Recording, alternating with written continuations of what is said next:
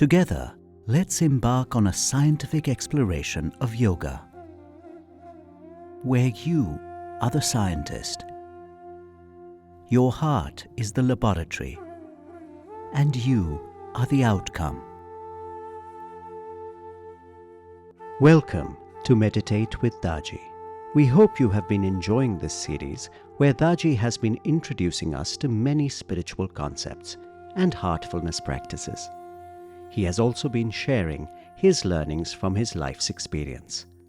The ocean and the drop have long been a metaphor in spirituality for the self and the larger self. But what exactly are the nuances of this metaphor? What do we really mean by it?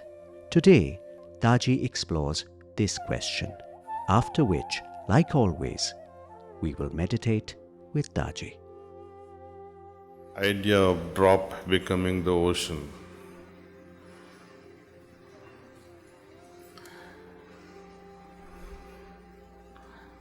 It is paradoxical in many ways. If you ask Babuji Maharaj, would you like to become the ocean? He says, please don't punish me. I don't want to become anything. The moment the idea of becoming comes, you will be lost. Even if it is the idea of becoming like God. Even achieving the lofty goals of becoming divine, attaining liberation. Of course, all these stations are written by people who have reached. But on the way, if we start passionately thinking about, I am going to become this, I am this journey, you'll be finished.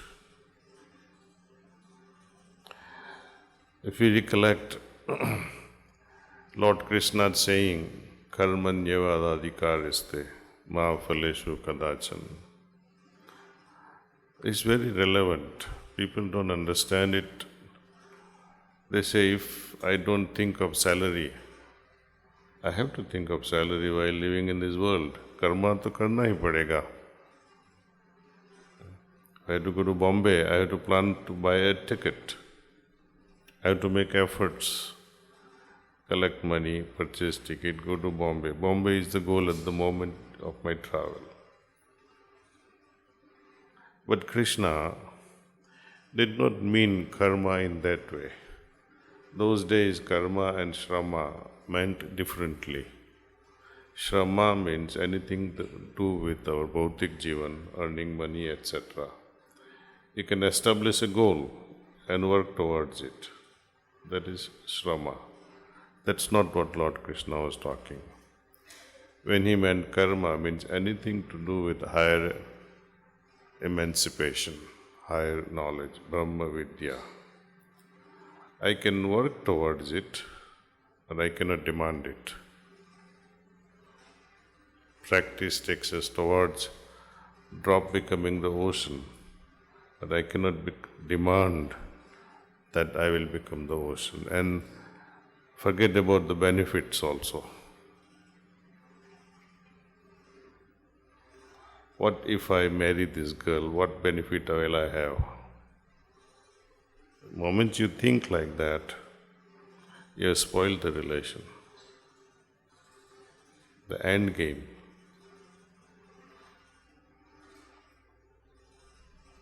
So, and this is much more important in our relationship with God. The moment we demand that I'll become something, or even slightest of expectation of attaining certain goal, maybe Sahasradal Kamal, maybe Brahmarandra, maybe center, that will fail us. Though we talk philosophically, it's okay, but our inner attitude should be without all these things. Our job, as Arvind and our previous speaker kept on mentioning, practice. We have to practice, practice and practice. Look what is beyond first step, Don't worry too much about what will happen after 1000 steps.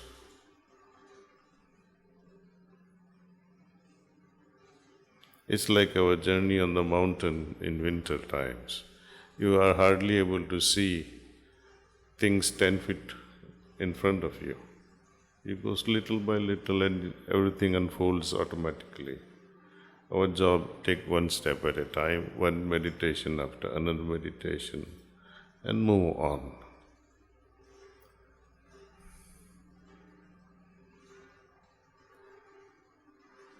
2 days back, when I was giving example of Pujya Lalaji Maharaj and Babuji merging, unless both are zero, you cannot merge. There will always be one left otherwise. Even if one has some quality, it will be finished. So we have to become sunya, void. That doesn't mean that we don't exist in this world with a lot of joy. It will be there. But we have to change our attitude towards it. We'll be happier by not desiring things. But things will happen automatically. When you have taken first step, second will be already automatically be taken. See? People mix up srama and karma, unfortunately. If you have the ability to make 10 crores, go ahead and make 10 crores. We all have the ability to realize God, but we don't use that potential. And that is the tragedy, see. We have to use both the wings in a masterful way.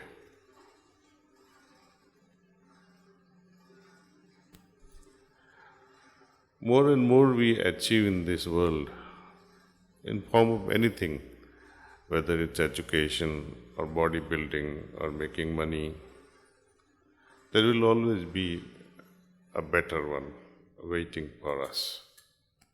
And this void can never be fulfilled while we are here, the void related to the material world.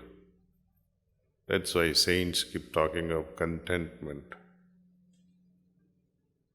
I will not force you to develop your quality towards contentment because it is something not forced upon us. It must come automatically, naturally.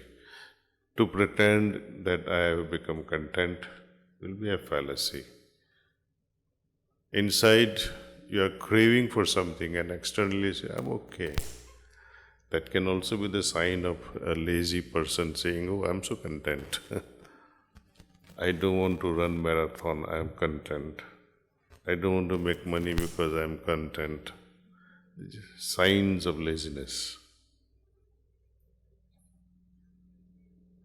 So we have to work very hard towards fulfilling the material world. Spirituality, you just meditate and forget the results.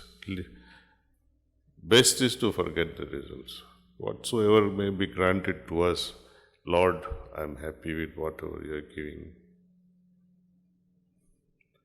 Our void can never be fulfilled with the materialistic persuasions. Only He can fulfill our void. Nothing else can fill up the vacuum inside. Nothing else. The vacuum within is infinite. However unlimited our achievement may be in the material world, they are still limited. The inner infinite vacuum can only be fulfilled by infinite God. So that should be our target. See. But again, let us take one step at a time. Then people will start asking questions, where you are taking step now, where is God? Is He there in the physical dimension? No, we talk like this, but God does not belong to and also belongs to all dimensions. From which dimension we will experience it? It's a mystery. But that can be felt only when we all experience first the silence the feelings of God is like writing on water. You fill up for a moment and it's all gone. See? It's very subtle. It's like you're trying to hold air with your fist. Babaji would say, the fragrance of divinity is so subtle, it is subtler than the fragrance of a rose. Rose fragrance is too heavy in comparison. So when we're talking like this and we say, oh, my goal, what shall I become, what shall be my benefit, then we have defeated the purpose of spirituality. On one side, goal has to be kept in mind, and on the other side, we have to forget the goal also. It's a very tricky situation.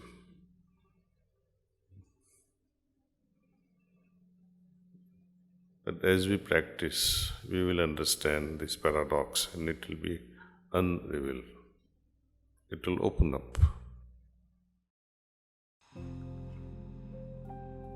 Now, let's all meditate with Daaji. You all know how to meditate, and perhaps some of you do not really know how to meditate and joining us for the first time. This is how we meditate. Artfulness way of meditation. It's very simple. Feel relaxed. Remove all the distractions if you might have. Something like phones. And focus on the presence of divine light in our heart. Think that this divine light is attracting your attention inward. And retain this thought as long as you can. If by chance you happen to move away from this noble idea, when you're overwhelmed by so many thoughts, just remind yourself that right now I am meditating on the presence of divine light.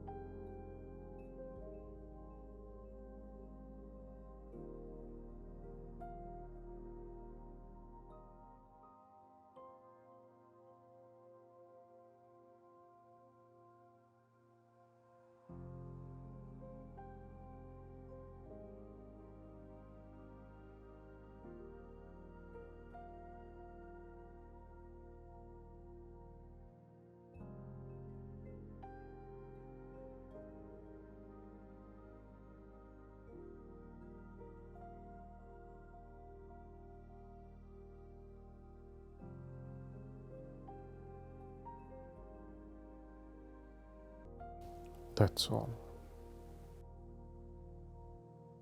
Please make a note of how you felt. Let's write our observations.